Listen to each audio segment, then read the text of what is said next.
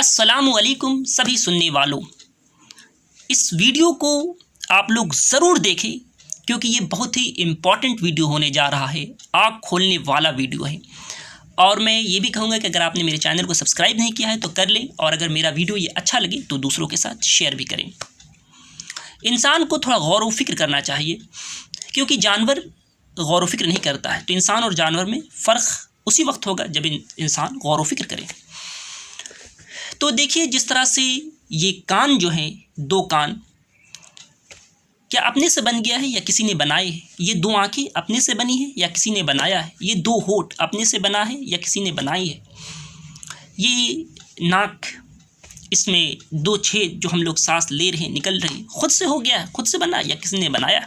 ये सीना, ये पेट, ये दिल, ये हाथ और ये जो पैर है, या ये दिमाग, ये सर, ये गर्दन, ये पीछे जो पीठ है, तो ये तमाम चीज़ें जो है हाथ पैर और जिस्म की सारी दूसरी हिस्सा, चाहे वो बाहरी हिस्सा हो या अंदर का हो, ये खुद से बना है या किसी ने बनाया है? आप सोचिए, क्या किसी अमेरिकन ने बनाया है? क्या किसी चाइनीज़ ने बनाया है? क्या किसी पैसे वाले ने बना दिया है? क्या किसी लीडर ने बना के दिया है आपको?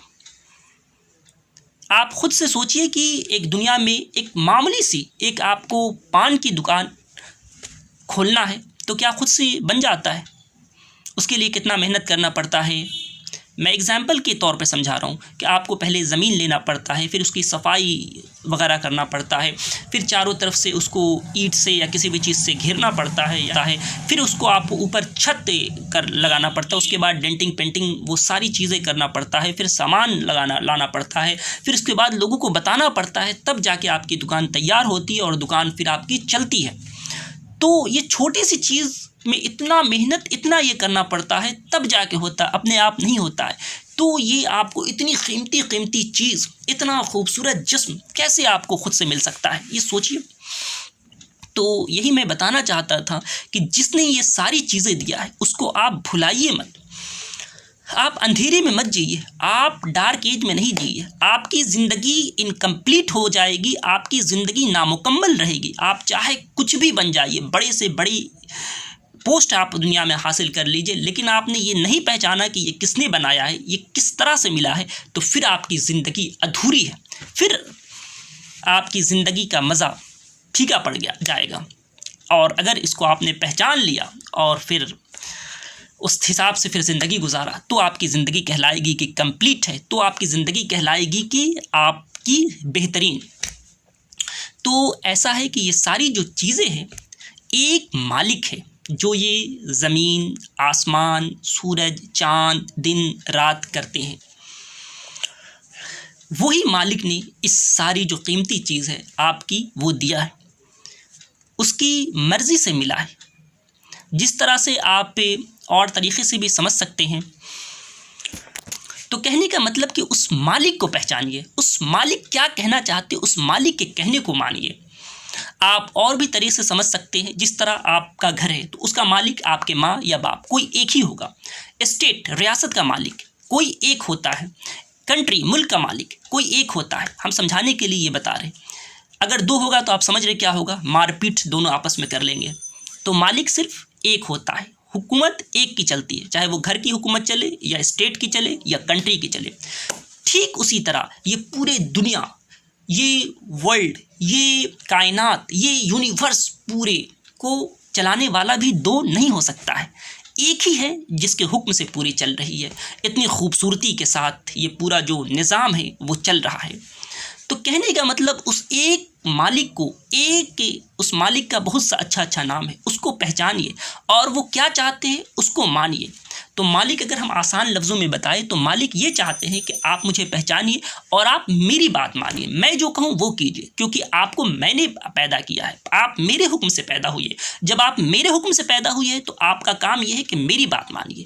तो ये मालिक जिसे हम लोग खुदा कहते हैं, जिसे हम लोग अल्लाह ताला कहते हैं, और भी उसके बहुत से नाम हैं अच्छे अच्छे। तो मेरे कहने का मतलब उस मालिक को, उस खुदा को पहचानिए, क्योंकि उस मालिक जो है उसको ये चीज़ बहुत पसंद है कि आप मेरी बात मानिए, यानी मालिक की। और यही चीज़ है कि दुनिया में हम लोगों का इम्तिहान चल रहा है एक्चुअली। जिस तरह हम लोग 10th का 12th का एग्ज़ाम देते हैं तो वो 2 घंटा 3 घंटे का सिर्फ होता है, और ये दुनिया का इम्तिहान एक के वक्त तक आपको दिया गया है। आपको दुनिया में बेमकसद नहीं पैदा किया गया, कुछ मकसद के तहत पैदा किया गया, और ये मकसद ये है कि आप उस खुदा को पहचानिए, उस खुदा की बातों को मानिए, क्योंकि आपको इस खुदा को पहचानिएगा तभी आप इस दुनिया में, और इसके बाद एक और दुनिया है आखिरत, उसमें आप कामयाब हो सकते हैं पूरे। क्योंकि आज के डेट में हम देख रहे हैं कि दुनिया एक डार्क एज में है। भले वो पढ़ ले, वो लिख ले, लेकिन हम देख रहे हैं कि जो ईमानदार है उसको बेईमान कहा जा रहा है, एक बड़ी तादाद। जो बेईमान है उसको ईमानदार कहा जा रहा है। जो जालिम है, जो जुल्म कर रहा है, उसको हीरो बताया जा रहा है। और जो गुंडा है, जो आपको आतंकवाद या जो मतलब बुराई कर रहा है, उसको एक तरह से अच्छा दिखलाया जा रहा है। तो ये सब क्यों हो रहा है? ये सब सही इल्म नहीं है और सही इल्म का यूज़ नहीं है, इस वजह से हो रहा है। तो आप जो मैं बता रहा हूँ उसको आप गौर से सुनिए, क्योंकि मैं सच बोल रहा हूँ। क्योंकि एक बड़ी तादाद दुनिया में झूठों की है, झूठों का बिजनेस चल रहा है। तो उनकी बात आप मानिएगा, उनकी बातों को आप सुनिएगा तो कोई फ़ायदा नहीं है नुकसान के सिवा। हाँ, जो सच बोल ले, जो सही बोल ले, जो हक़ बात पर है और हक़ बात बोल ले, तो उसको मानिए आप। तो मेरे कहने का मतलब यही है कि इस मालिक ने आपको पैदा किया है, वो आपका इम्तिहान ले रहे, और उसी वक्त तक इम्तिहान है जब तक आपकी इस दुनिया में ज़िंदगी है। जब आपका ख़ात्मा हो जाएगा, जब आपका इंतकाल हो जाएगा, तो आपका इम्तिहान ख़त्म हो जाएगा। अब क्या होगा? अब आपने पूरी जो दुनिया में बचपन से लेके जब तक आप दुनिया में ज़िंदगी जिए, अब आपको उसका पूरा हिसाब मरने के बाद, फिर आपको हिसाब का जो दिन होगा, और जब मालिक के पास आप हाजिर होइएगा तो फिर ये पूरा हिसाब लेगा। इसलिए जो भी ज़िंदा लोग हैं, क्योंकि आप जो मर गया अब उसका इम्तिहान ख़त्म हो गया, अब उसने जो किया होगा उस हिसाब से जैसा उसका मामला होगा उसको मिलेगा। अच्छा होगा तो अच्छी जगह जन्नत मिलेगी, इनाम, सीधी बात से बता दिया गया। बुरा होगा मामला तो जहन्नम मिलेगी, जो बहुत ही ख़तरनाक जगह, जहाँ पे आग है और तरह तरह की सज़ा है, और जन्नत तरह तरह का इनाम, तरह तरह का मेवा, हर तरह का आराम है। तो मैं कहना चाहूँगा कि आप उस जन्नत को पाने की कोशिश कीजिए, और उस जन्नत को पाना चाहते हैं तो हम आप लोगों से कहूँगा कि आप इस दुनिया की जो ज़िंदगी मिली है उसमें आप खुदा की कानून को मानिए, खुदा की बात को मानिए, क्योंकि ज़मीन खुदा की है। आपको खुदा के हुक्म से आप पैदा हुए। जब ऐसी बात है जिसने आपको पैदा किया, जिसके हुक्म से आप पैदा हुए, जिसकी ज़मीन पर आप रह रहे, तो आपका ये फ़र्ज़ बनता है, ये बिल्कुल हक़ बनता है कि उसकी बात पर आप चलिए। बिल्कुल बात समझ रहे ना आप? तो वो जो कह रहे उसकी बातों को आप सुनिए, यानी अल्लाह और अल्लाह के जो आखिरी रसूल है मोहम्मद सल्लल्लाहु अलैहि वसल्लम, उनकी बातों को मानिए, तभी आप कामयाब हो सकते हैं और तभी आपको जन्नत मिल सकती है।